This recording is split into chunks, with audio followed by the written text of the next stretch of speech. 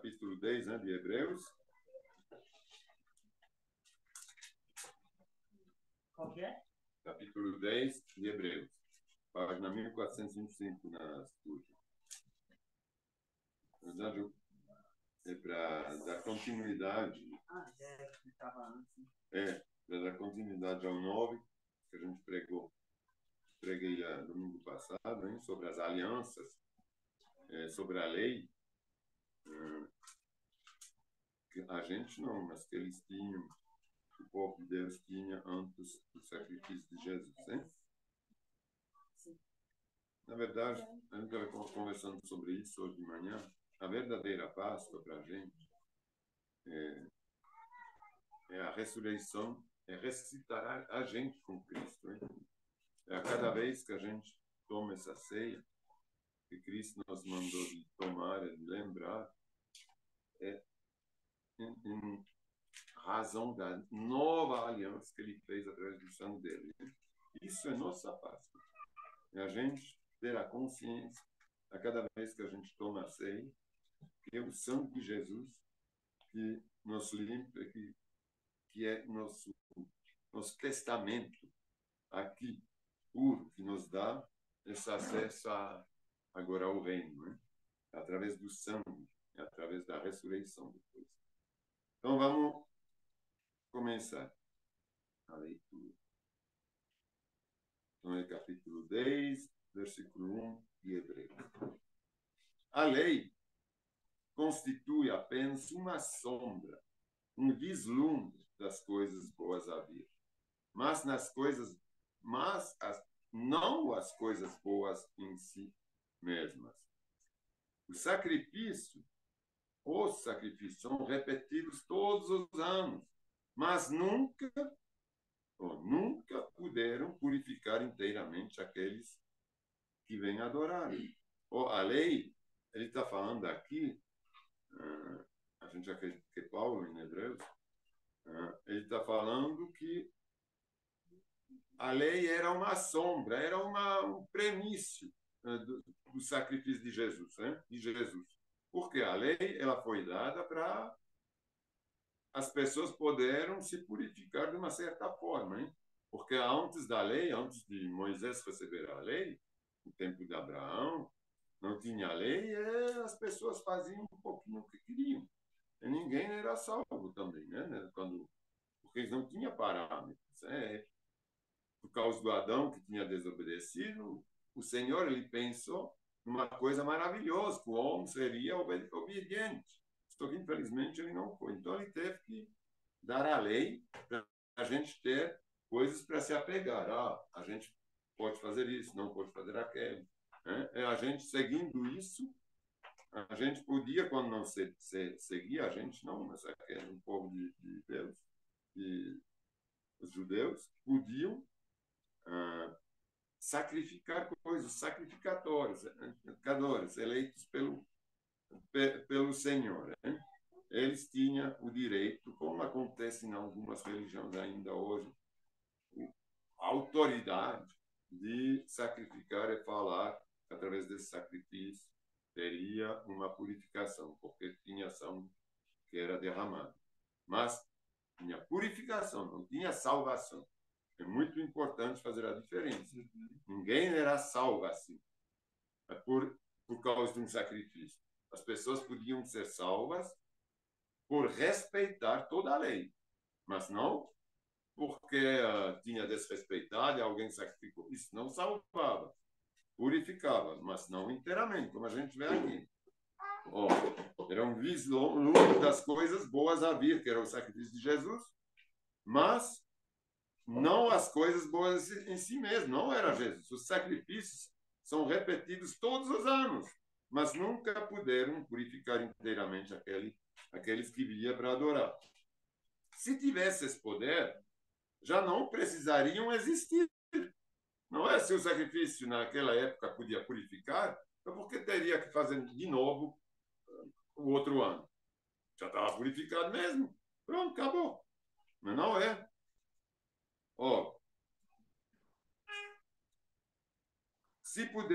Se tivesse esse poder, no versículo 2, já não precisariam existir, pois os adoradores teriam sido purificados de uma vez por todas, e a consciência dos seus pecados teria desaparecido.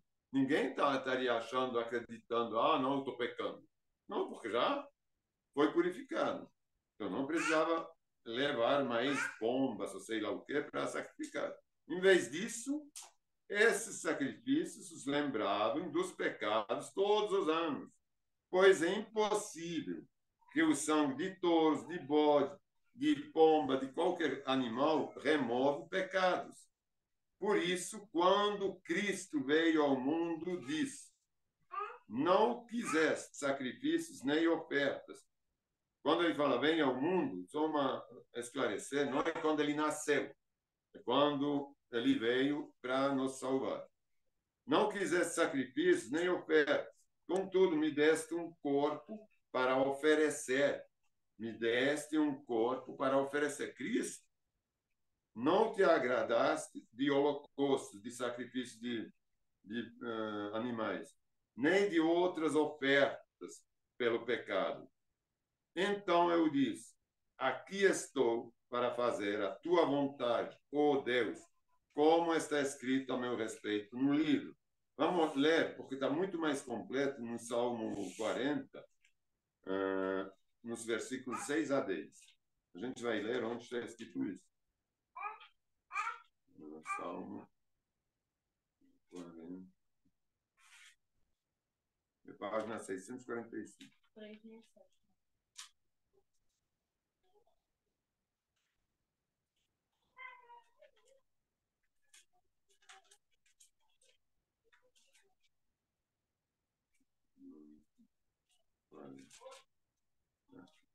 Encontraram? Salmo 6 a 10. Salmo 40, versículos 6 a 10.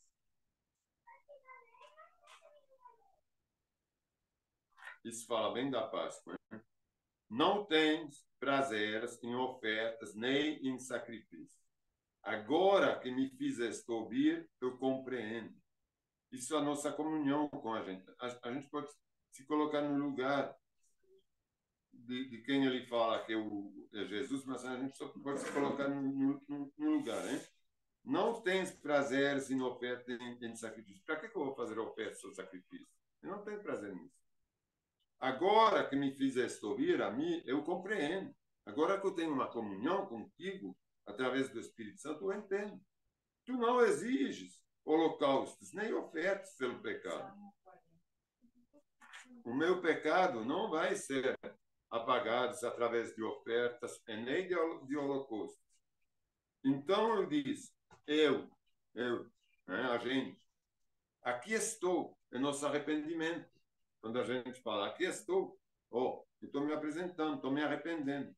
Conforme está escrito a meu respeito no livro, tenho prazer em fazer a tua vontade, Senhor, meu Deus, pois a tua lei está no meu coração. O que a gente viu no capítulo 9, o Espírito Santo ele vem para gravar a sua palavra no nosso coração. Anunciei a tua justiça a toda a comunidade. Esse aqui somos nós. Não tive medo de falar. Como bem sabes, ó Senhor, não escondi em meu coração a tua justiça, mas se a prática a gente poderia acrescentar. Não estou escondendo a justiça.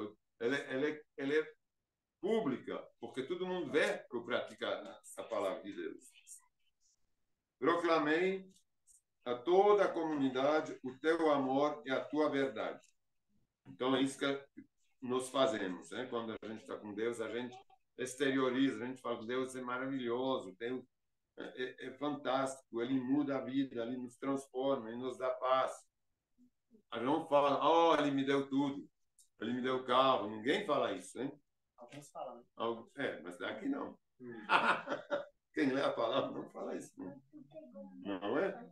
Então, mas é que Ele muda a nossa vida, que Ele nos dá paz, que Ele muda nos pensamentos, para a gente ter pensamentos positivos, para ir para frente, para olhar para o reino, não é? Versículo 8, voltando para Hebreus capítulo 10, no versículo 8. Primeiro, Cristo diz: não quisesse sacrifício, nem ofertas, nem holocaustos, nem outras ofertas, nem te agradaste delas, embora sejam exigidas pela lei, mas ele não gosta. Então acrescentou: aqui estou para fazer a tua vontade. Ele cancela a primeira aliança, que é a lei, ele cancela a primeira aliança, que é a lei, a fim de estabelecer a segunda, que é a nova aliança, que a gente vive hoje, hein? Hoje a gente vive a segunda aliança. Pois a vontade de Deus era que fossemos santificados pela oferta do corpo de Jesus Cristo, uma vez por todas. Já que ele não conseguiu nos santificar pela lei, ele quer que a gente seja santificado pela oferta do corpo de Jesus Cristo. Então, ele não quer que a gente seja santificado pela oferta do nosso corpo, de sacrifícios, de obras, de tudo cheio de coisas que a gente poderia falar: não, eu tenho que fazer isso, tenho que fazer essa promessa, porque aí, se eu prometo isso, Deus vai me dar em troca alguma bênção. Não. Ele fala: pois a vontade de Deus era que fossemos santificados pela oferta do corpo de Jesus, e não do nosso, uma vez para todos. O sacerdote se apresenta todos os dias para realizar os serviços sagrados e oferece repetidamente os mesmos sacrifícios. Nunca podem remover os pecados. Isso a gente pode comparar muito bem agora com alguns sacerdotes que a gente tem em certas igrejas, que a cada domingo tem uma nova campanha, uma nova promoção para remover os pecados, não é? Para a santificação, agora tem isso. Agora é um mês de sei lá de quê. É 40 dias, 40 domingos, meio ano de um propósito de sei lá de quê. Isso é terrível. Eles estão imitando essas coisas da antiga aliança. Eu vou reler o versículo 11. O sacerdote, o pastor, o que for, se apresenta, falando lá da época, da primeira aliança, todos os dias para realizar os serviços sagrados e oferece repetidamente os mesmos sacrifícios que nunca podem remover os pecados. Repetidamente, pago, dá aqui 10 contas, dá 100 reais, dá 1.000, vendo alguma coisa, são sacrifícios. Você não faz isso, você não vai receber a bênção. Isso vai, entre nesse propósito. O propósito foi Jesus Cristo, que morreu para a gente. Não há outro propósito. Nosso sumo sacerdote, porém, que é Jesus, ofereceu a si mesmo como único sacrifício pelos pecados, válido para sempre. Não há outro sacrifício que a gente possa fazer para limpar nossos pecados, não é? Nosso sumo sacerdote, porém, ofereceu a si mesmo como único sacrifício pelos pecados, válido para sempre. Então, sente-se no lugar de honra à direita de Deus. E ali aguarda até que todos os seus inimigos sejam humilhados e postos debaixo de seus pés. Tem que aguardar agora o dia do juízo. Pronto. Chega logo. Eu vou falar de uma coisa. A lei ela foi dada mais ou menos 1.300 a 1.500 anos antes do nascimento de Jesus. Não foi tão velho, não. A humanidade, Abraão, Adão, tem mais ou menos 5 a 6 mil anos. Mas a lei, Moisés, você vai contar, eles viviam quase 1.000 anos. Entendeu? 80 anos. Porque eles viviam 600, 700. Entendeu? Então, ela foi dada mais ou menos 1.300 anos antes de Jesus nascer. Então, não passou muito tempo da lei que Deus deu a Moisés até o nascimento de Jesus, que aboliu a lei, que cancelou, não aboliu, mas cancelou. Então, se passou 1.500 anos, mais ou menos. Hoje já se passaram 2.000, desde a promessa. Se passou mais tempo, agora que entre o tempo de lei. Então, esse tempo da graça já é maior do tempo da lei. Então, a gente pode realmente imaginar, quando você fala, às vezes, eu acho que o tempo está próximo, porque realmente a gente está vivendo. Eu acho que o tempo está próximo mesmo. Eu não sei se é 100 anos, 200, mas certamente não é 2000. Entendeu? Eu não acho. A prova é que eles já lá imaginavam que ele já ia voltar. Mas, continuando. 14, né? Porque mediante essa única oferta dele, né, Jesus Cristo, ele tornou perfeitos para sempre os que estão sendo sacrificados. Nós, porque mediante essa única oferta, o sacrifício dele, ele nos tornou perfeitos para sempre.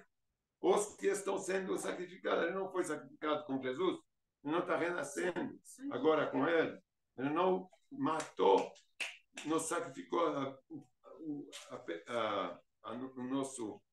a nossa velha criatura, os nossos pecados, para agora renascer com ele. Os que estão sendo santificados, a gente está sendo santificado.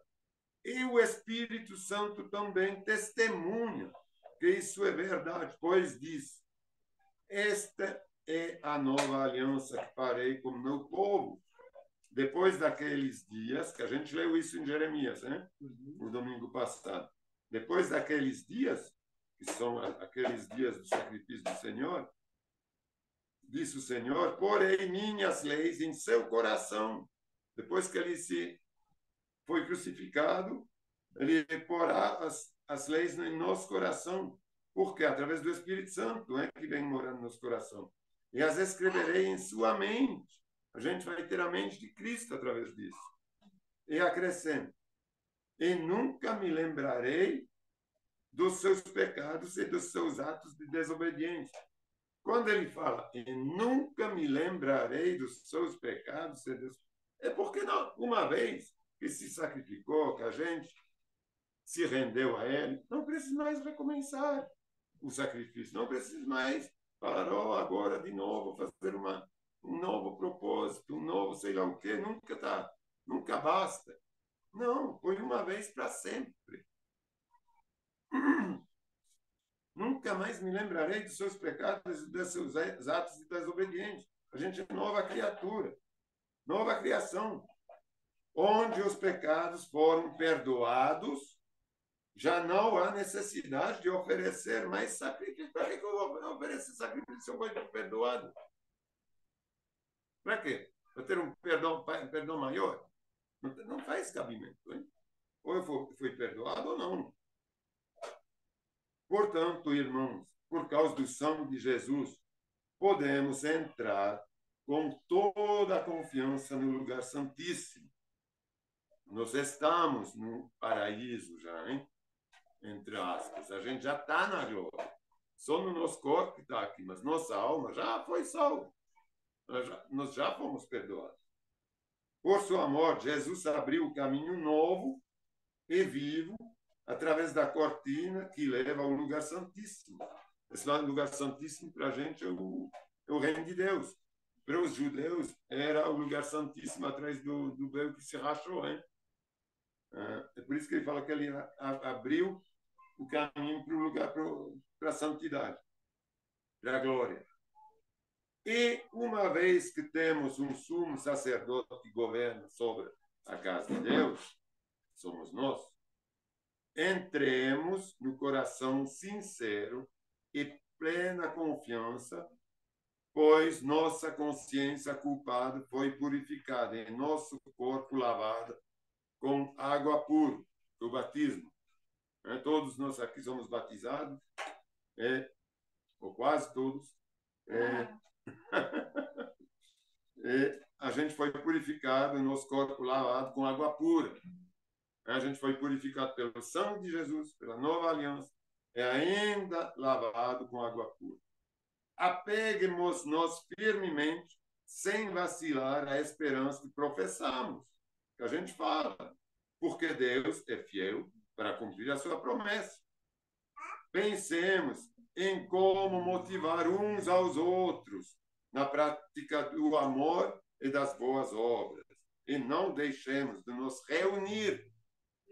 Não deixemos de nos reunir. A confraternização, a união fraternal, não é o fato de ir para a igreja.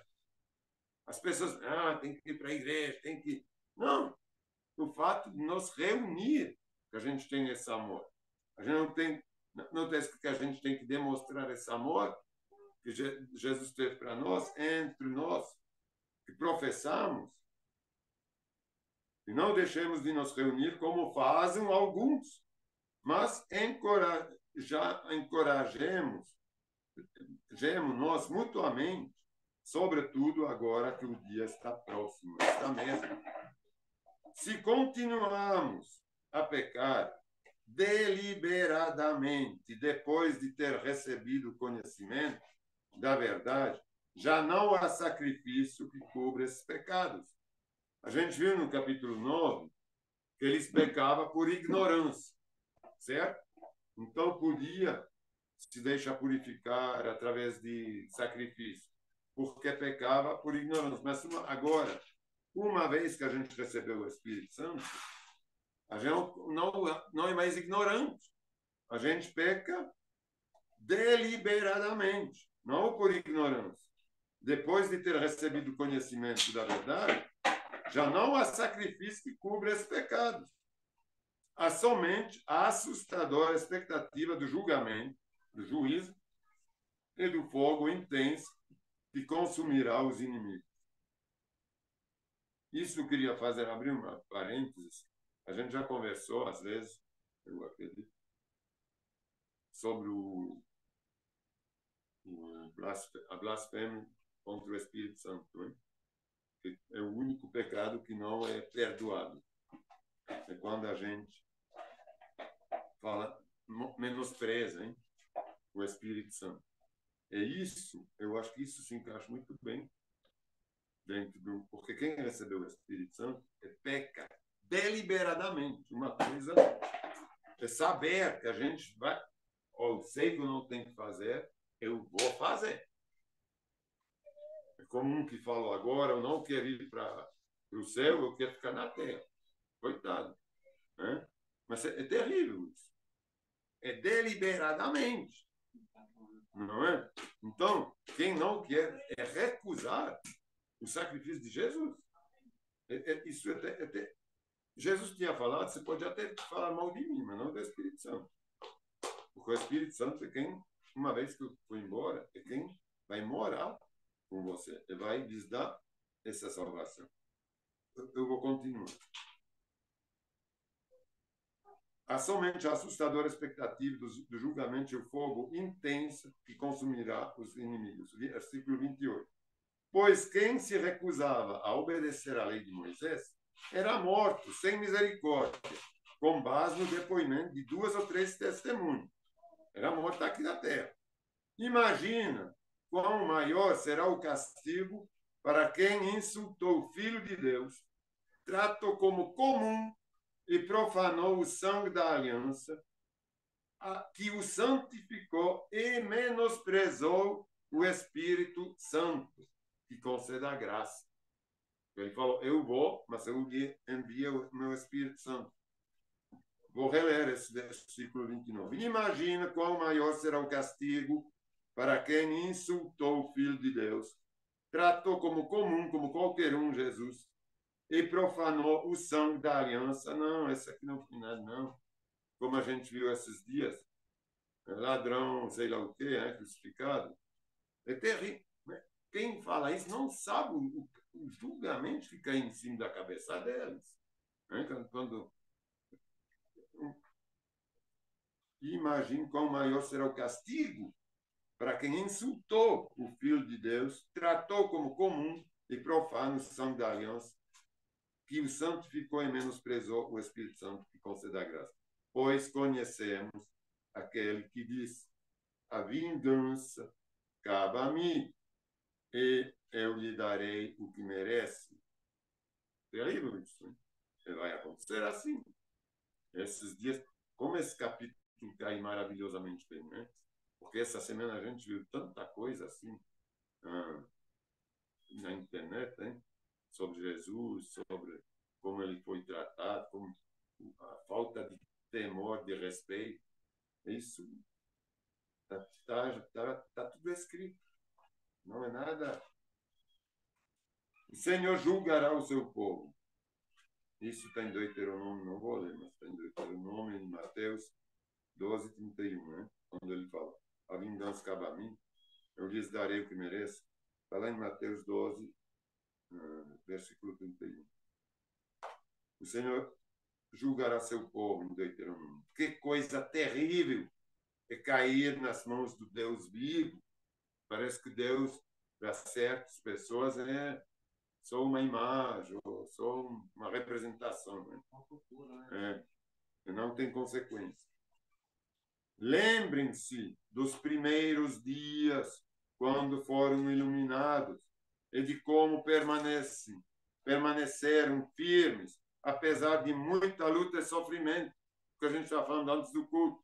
Lembrem-se dos primeiros dias, quando foram iluminados, quando se converteram, se batizaram, e de como permaneceram firmes, apesar de muita luta e sofrimento. Eu me lembro também do testemunho do Wagmar, quando ele fala: quando eu entrei na água, tudo ficou vermelho. Isso não é a aliança com o santo? Rapaz, mais forte que isso, é maravilhoso. Então tem que se lembrar dessas coisas, desse momento. É não jogar a toalha, não voltar para onde a gente estava, porque aí tudo volta também junto. Houve ocasiões em que foram expostos a insultos, a espancamentos. Em outras, ajudaram os que passaram pelas mesmas coisas. A gente talvez não passou por esse espancamento, mas quantas vezes a gente ajudou outros também que passavam por problemas? Sofreram com os que foram presos, se aceitaram com alegria quando lhes foi tirado tudo o que possuíam. Sabiam, é claro que lá ele fala dos discípulos, que sofreram muito. E tem uns no mundo que sofrem muito, que perderam tudo por causa de Jesus. Sabiam que lhes esperavam coisas melhores, que durarão para sempre. A nossa paz, nossa vida na glória, que a gente já tem, que a gente sabe, tem consciência, tem a convicção que a gente já tem. Portanto, não abram mão da sua firme confiança, que nossa firme fé. Lembrem-se da sua grande recompensa, do galardão que ela lhes traz. Vocês precisam perseverar, a fim de que, depois de terem feito a vontade de Deus, recebam tudo o que lhes prometeu. É depois de fazer a vontade de Deus, não é? Não é uma promessa assim. Depois de ter feito a vontade de Deus, recebam tudo o que ele lhes prometeu. Pois em breve virá aquele que está para vir. Não se atrasará. Meu justo viverá pela fé. Se ele se afastar, que também acontece às vezes, porém, não me agradarei dele. Se ele se afastar, porém, não me agradarei dele. Tem Abacuque, capítulo 2, versículo 3 e 4. Mas não somos aqueles que se afastam para a sua própria destruição. Somos pessoas de fé cuja alma é preservada. Glória a Deus. Será que a gente somos pessoas cuja alma é preservada? A gente pode afirmar isso? Sim, hein? Vamos afirmar isso no nosso coração? Não precisa falar. Mas vamos conscientizar, a gente pode. Mas não somos como aqueles que se afastam para a sua própria destruição. Somos pessoas de fé cuja alma é preservada. Glória a Deus. Obrigado, Senhor. Muito obrigado por essa palavra. A gente é salvo. Hoje a gente... sim. Você está levantando para isso? Maravilha. Achava que tinha acabado. Vamos hoje se lembrar, então, dessa aliança que Jesus fez conosco, porque a Páscoa, como eu falei no início do culto, é isso. A Páscoa nossa, ela é a lembrança do sangue da aliança. Não há outra Páscoa. Eu não tenho que sacrificar mais ninguém. Jesus não vai mais sacrificar, como a gente acabou de ler. O sacrifício uma vez, a gente já foi redimido, já foi perante a Deus, então a gente já foi perdoado.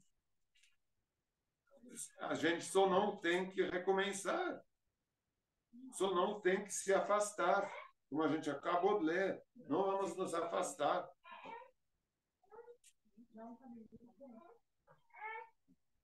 Eu quero ler enquanto o irmão está distribuindo a ceia.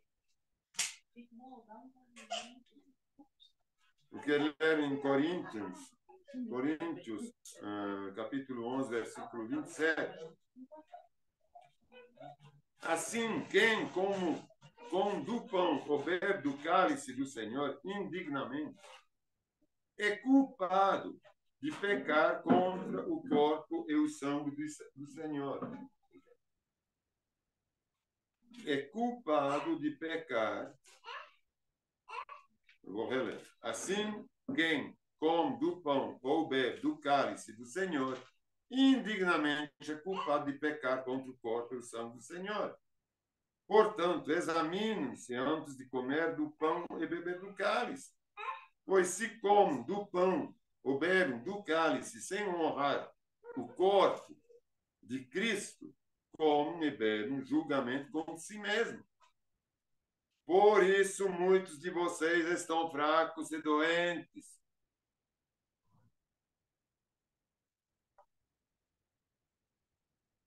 E alguns até adormeceram. Se examinássemos a nós mesmos, não seríamos julgados dessa maneira. Mas quando somos julgados pelo Senhor, estamos sendo disciplinados para que não sejamos condenados como o mundo e como os do mundo. Portanto, meus irmãos, quando se reuniram para comer, esperam uns pelos outros. Então, a gente vai tomar agora do cálice, do pão e do vinho, que é o pão é o corpo, o vinho é o sangue, mas representado, eles não são de verdade, a gente sabe disso. Vamos se lembrar do que o Senhor falou, quando ele falou, pois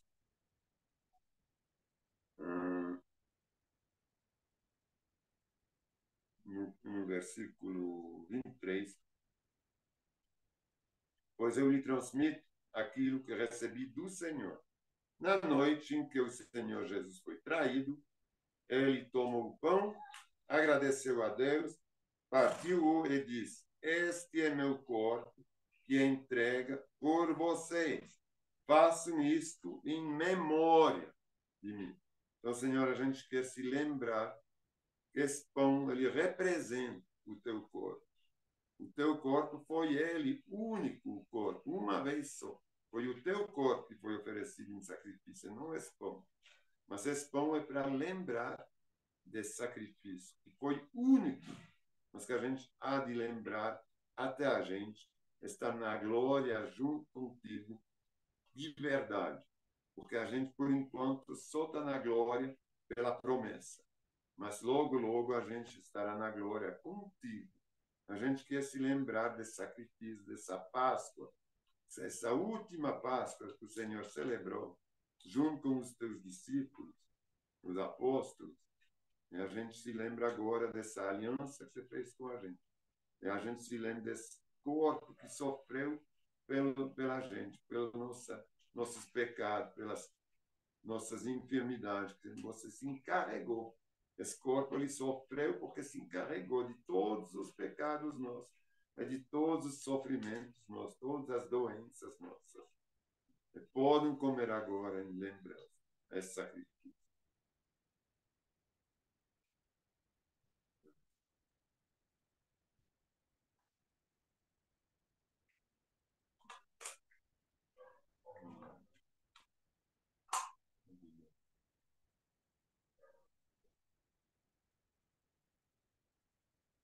da mesma forma, depois da ceia, toma o cálice e diz: este cálice é a nova aliança, confirmada com meu sangue. Façam isto em memória de mim, sempre que o beberem. Senhor, em memória a essa aliança que o Senhor firmou com a gente vai tomar esse vinho que representa essa aliança através do teu sangue derramado, Senhor. É um testamento que o Senhor tinha anunciado e deixado, e que ficou válido a partir desse derramamento do teu sangue, Senhor. A gente virou herdeiro testamentário, Senhor, dessa aliança, dessa vida, desse reino. E a gente, através da tua morte, que já aconteceu, a gente já foi levado para a glória contigo, pelo menos em alma. A gente só espera receber um corpo glorioso, Senhor. E a gente quer se lembrar agora dessa aliança, tomando esse vinho que representa esse sangue derramado. Pode tomar.